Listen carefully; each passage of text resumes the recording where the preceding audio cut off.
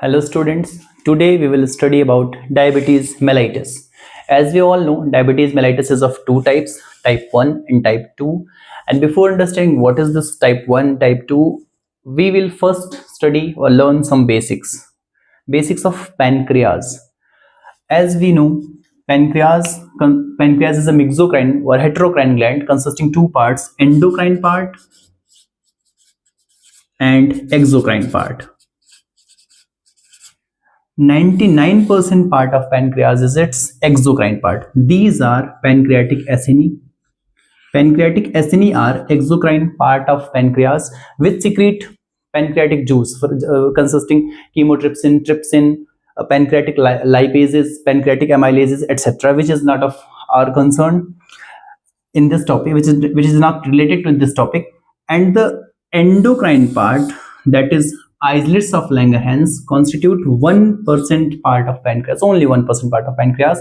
And this islets of Langerhans contain three type of cells: alpha cell, beta cell, and gamma or delta cell.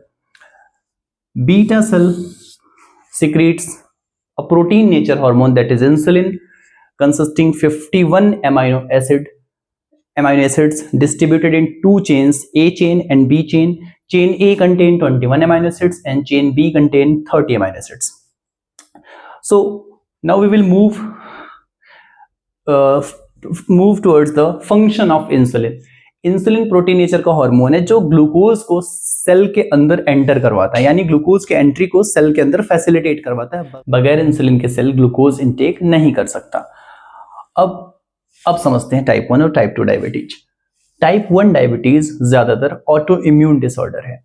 Type 1 में ऐसा होता है कि हमारे immune cells हमारी ही body के पैनक्रियाज के आइसलेट्स ऑफ लैंगरहैंस में मौजूद बीटा सेल्स पे अटैक करने लगते हैं. हमारी इम्यून सेल्स हमारी बॉडी के बीटा सेल्स पे अटैक कर रहे हैं, जिसकी वजह से बीटा सेल्स डिस्ट्रॉय होते हैं और इंसुलिन का प्रोडक्शन घट जाता है. ये इंसुलिन का ये डायबिटीज का लेस प्रिवेलेंट फॉर्म है. यानी टाइप 1 डायबिटीज जितने डायबिटिक केसेस जो डायग्नोस हो रहे हैं उनमें 5 to 10% मैक्सिमम मौजूद होती है, पाई जाती है. और जो टाइप 2 डायबिटीज है, ये डायबिटीज का ज्यादा प्रिवेलेंट केस है. यानी कि जितनी भी डायबिटीज के केसेस डायग्नोस होते हैं उसमें 90 to 95% जो केसेस हैं वो टाइप 2 के होते हैं, जो कि अब हम टाइप 2 पे बात करते हैं. टाइप 2 लाइफस्टाइल डिजीज है, यानी इसमें ऐसा नहीं है कि पैनक्रियाज अफेक्टेड है और पैनक्रियाज की बीटा सेल्स इंसुलिन नहीं बना रही. इंसुलिन बन रहा है, ऑप्टिमल कॉन्सेंट्रेशन में जितना बनना चाहिए उतना बन रहा है, but our body is not responding to that concentration of insulin. body becomes insensitive to that particular concentration of insulin and now it requires higher concentration. This is called type 2 diabetes. It is mostly related to lifestyle, like sedentary lifestyle, obesity, etc. So now we know what is type 1 diabetes, what is type 2 diabetes. So if insulin facilitates blood glucose to enter inside the cell, what if someone is having type 1 or type 2 diabetes, mainly type 1, its blood glucose sugar will raise. For example, normal range is 80 to 120 milligram per deciliter, but if there is less insulin or body is not responding to insulin insensitivity, it may increase to 140 milligram per deciliter. Per deciliter means per 100 ml. For example 140 milligram पर 100 ml. तो ये जो case है 140 milligram पर 100 ml वाला, इसे हम pre diabetic consider करेंगे. यानी अब ये डायबिटीज की शुरुआत है, वो पर्सन डायबिटीज की तरफ बढ़ रहा है, प्री डायबिटिक हो चुका है. और रिनल थ्रेशोल्ड का मतलब क्या है? रिनल थ्रेशोल्ड वैल्यू जो हम लिख रहे हैं 180 मिलीग्राम पर डेसीलीटर, इसका मतलब ये हमें पता है कि यूरिन फॉर्मेशन 3 स्टेप्स में होते हैं. जो पहला स्टेप है वो है ग्लोमेरुलर फिल्ट्रेशन, जो दूसरा स्टेप है वो है सेलेक्टिव रीएब्जॉर्प्शन, और तीसरा स्टेप है ट्यूबुलर सिक्रीशन. ग्लोमेरुलर फिल्ट्रेशन में जो कुछ भी फिल्ट्रेट है वो ग्लोमेरुलस में इकट्ठा होता है, और उसके बाद जब वो पीसीटी में प्रॉक्सिमल कन्वोल्यूटेड ट्यूबुल में एंटर करता है तो वहां से काम की चीजों को किडनी वापस रीएब्जॉर्ब कर लेती है. पर वो रीएब्जॉर्प्शन मोर और लेस डिपेंड करता है कॉन्सेंट्रेशन ग्रेडियंट पे. अगर ब्लड में ऑलरेडी ग्लूकोज बहुत ज्यादा है तो बॉडी फिल्ट्रेट से, यानी किडनी फिल्ट्रेट से ग्लूकोज को वापस रीएब्जॉर्ब नहीं कर पाती, एक एक्सटेंट के बाद उतना ज्यादा नहीं कर सकती है. तो शॉर्ट में अगर हम बोले तो ब्लड ग्लूकोज बहुत ज्यादा होने की वजह से ग्लूकोज यूरिन में जाने लगता है. यानी अब ब्लड ग्लूकोज ज्यादा होने को हम हाइपरग्लाइसीमिया बोलेंगे। हाइपरग्लाइसीमिया की वजह से जो ग्लूकोज है वो यूरिन में जा रहा है, जिसे हम ग्लाइकोस यूरिया बोलेंगे। अब ग्लाइकोस यूरिया यानी ग्लूकोज का अमाउंट ज्यादा है यूरिन में।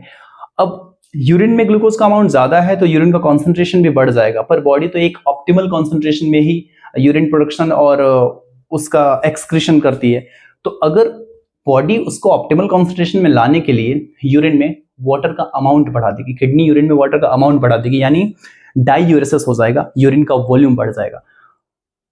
इस कॉन्सेप्ट को हमें रिलेट करते हुए चलना है कि अगर हाइपरग्लाइसीमिया हुई है तो ग्लाइकोस यूरिया हो जाएगा, ग्लाइकोस यूरिया हुआ है तो डाईयूरेसिस हो जाएगा, और अगर डाईयूरेसिस है यानी यूरिन का वॉल्यूम ही ज्यादा है तो वो पर्सन फ्रीक्वेंट यूरिनेशन के लिए जाएगा, जिसे हम पॉलीयूरिया कहेंगे।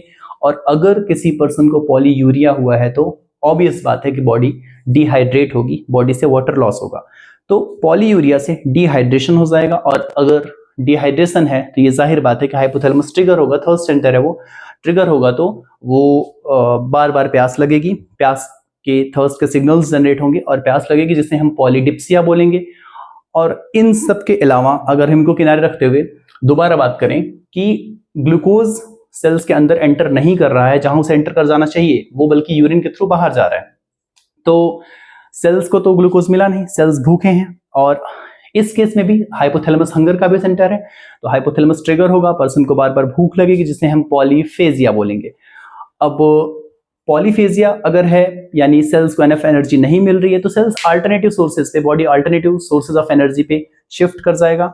स्टोर्ड फैट को अगर इस्तेमाल किया जाएगा तो फैट का मेटाबॉलिज्म जब लिवर में होता है, तो फैटी एसिड का मेटाबॉलिज्म जब लिवर में होता है तो कीटोन बॉडीज बनती हैं, और हमारी किडनी कीटोन बॉडीज अननेसेसरी हैं, किडनी उन्हें एलिमिनेट करने की कोशिश करती है, और इस तरह से यूरिन में कीटोन बॉडीज भी जाने लगती हैं और पर्सन को कीटोन यूरिया हो जाता है। बेसिकली डायबिटीज के डायग्नोसिस में कीटोन बॉडीज के लेवल्स की स्टडी एक इंपॉर्टेंट पैरामीटर है, और जब कीटोन यूरिया हो चुका है एक लेवल के बाद अगर किडनी कीटोन बॉडीज को इफेक्टिवली एलिमिनेट नहीं कर पाती हैं बॉडी से, तो पर्सन के ब्लड में कीटोन बॉडीज बिल्डअप होने लगेंगे और उससे कीटो एसिडोसिस हो जाएगा, जिसे चेक करना, जिसे रोकना बहुत ही जरूरी है, अदरवाइज ये लीथल कंडीशन हो सकती है, ब्रेन और टिश्यूज डैमेज हो सकते हैं बॉडी के कीटो एसिडोसिस से, क्योंकि ब्लड का पीएच चेंज हो चुका है।